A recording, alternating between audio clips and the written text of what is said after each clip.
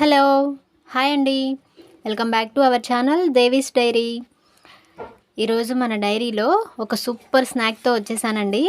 అదేంటంటే మన చిలకడ దుంపతో కబాబ్స్ అండ్ టిక్కీస్ అంటాం కదా, అవి ఎలా తయారు చేసుకోవాలో చూపించబోతున్నాను.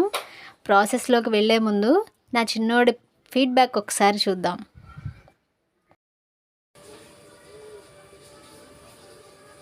ఎలా ఉందిరా చిన్నోడా? సూపర్. చూసారు కదా, ఇప్పుడైతే మన టిక్కీ ప్రాసెస్ చూద్దాము. నేను పెద్ద సైజ్ చిలకడ దుంపలు 4 తీసుకున్నానండి. కుక్కర్లో పెట్టి బాయిల్ చేశాను. కుక్కర్లో అయితే 2 విజిల్స్ వస్తే చాలండి, మరీ మెత్తగా ఉడకనవసరం లేదు. తర్వాత పీల్ తీసేసి ఇలా తురుముకొని పెట్టుకున్నాను. తర్వాత అందులో ఒక 1/2 టేబుల్ స్పూన్ సాల్ట్, అలాగే 1/4 టేబుల్ స్పూన్ పసుపు, 1/2 టేబుల్ స్పూన్ కారం, ఇంకా 1 tablespoon garam masala and 1 tablespoon chaat masala and 1/2 tablespoon జీలకర్ర పౌడర్ వేసుకున్న తర్వాత అల్లం ముక్క చూసారు కదా, అంగుళం అల్లం ముక్క ఇలా తురుముకున్నాను. ఎందుకంటే అల్లం వెల్లుల్లి పేస్ట్ వేయడం కన్నా ఇలా తురుముకుంటే ఆ పీసెస్ తగులుతూ ఉంటే చాలా బాగుంటాయి. అల్లం 1 అంగుళం ముక్క, అలాగే వెల్లుల్లి రెమ్మలు పైన స్కిన్ తీసేసి ఒక 3 తీసుకున్నాను. వాటిని కూడా ఇలా తురుముకొని వేసుకోవాలి. వెల్లుల్లి 3 అయితే సరిపోతాయండి, ఎందుకంటే ఎక్కువ ఫ్లేవర్ డామినేట్ చేస్తుంది, సో అందుకని 3 అయితే సరిపోతాయి.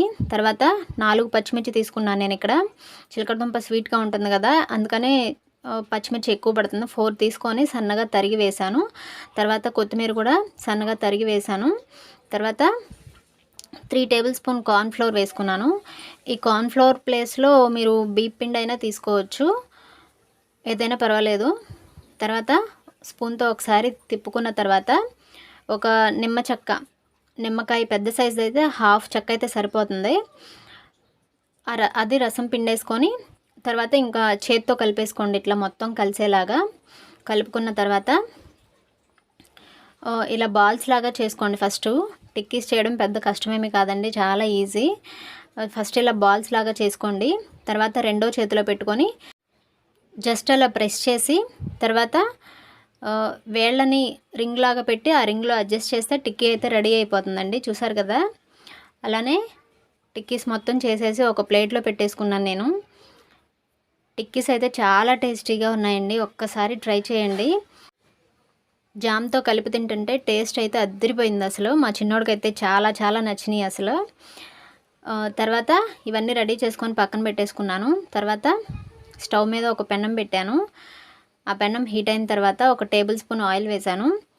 వీటిని డీప్ ఫ్రై కూడా చేసుకోవచ్చండి, కానీ నేను ఇలా పెన్నం మీద కాల్చేసాను. తర్వాత ఆయిల్ వేసిన తర్వాత హస్తంతో అంతా గ్రీస్ చేశాను. తర్వాత ఆయిల్ కూడా హీట్ అయిన తర్వాత మనం చేసుకున్న టిక్కీస్ని ఇక్కడ ఒక్కొక్కటిగా పెట్టేసుకోవాలి. పెట్టేసుకున్న తర్వాత వెంటనే గరిటతో మాత్రం కదిలించకండి, ఎందుకంటే కింద అడుగంటుతుంది. వెంటనే కదిలించకండి. ఒక 2 మినిట్స్ ఆగిన తర్వాత వాటిని సరి చేయడానికి ట్రై చేయండి. తర్వాత ఒక 5 మినిట్స్ తర్వాత, ఇది చిన్న టిక్కీ కదా, ఇది ఫస్ట్ కాలిపోయింది, అందుకే అది తిప్పేశాను. తర్వాత మిగతావన్నీ కూడా తిప్పుకున్న తర్వాత మళ్ళీ చుట్టూ 1 టేబుల్ స్పూన్ ఆయిల్ అయితే వేసుకోండి, ఎందుకంటే మాడకుండా ఉంటుంది. అలాగని మరీ ఎక్కువ వేయకండి, జస్ట్ లైట్గా వేస్తే చాలు. 1 టేబుల్ స్పూన్ సరిపోతుంది ఆయిల్. మన టిక్కీస్ అయితే చక్కగా చూడండి, కలర్ ఎంత బాగుందో చూడండి, చక్కగా ఫ్రై అయిపోయాయి. ఇప్పుడు వీటిని ఒక ప్లేట్లో తీసుకొని పక్కన పెట్టేసుకోవడమే.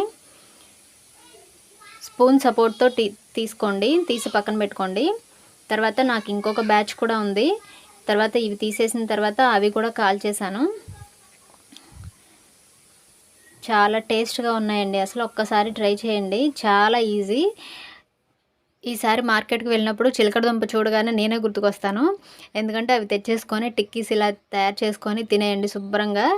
ఎంతో టేస్ట్గా ఉన్నాయి అసలు. మన టిక్కీస్ అయితే రెడీ అయిపోయాయి. వీటిని జామ్తో వేడివేడిగా తినండి, చాలా బాగున్నాయి అసలు. టేస్ట్ అయితే చెప్పలేము అసలు. మీరు కూడా ట్రై చేసి టేస్ట్ ఎలా వచ్చిందనేది నాకు కామెంట్ చేసి చెప్పండి. ఈ వీడియో కనుక మీకు నచ్చినట్లయితే వీడియోస్ని లైక్ చేయండి. అలాగే మీ ఫ్రెండ్స్కి రిలేటివ్స్కి షేర్ చేయండి. మరిన్ని వీడియోస్ కోసం మన ఛానల్ని సబ్స్క్రైబ్ చేసి పక్కనే ఉన్న బెల్ ట్యాప్ చేసి ఆల్ అనే ఆప్షన్ క్లిక్ చేస్తే నేను కొత్త వీడియో పెట్టగానే మీకు నోటిఫికేషన్ అయితే వచ్చేస్తుంది. Thank you. మరో వీడియోతో మళ్ళీ కలుద్దాం.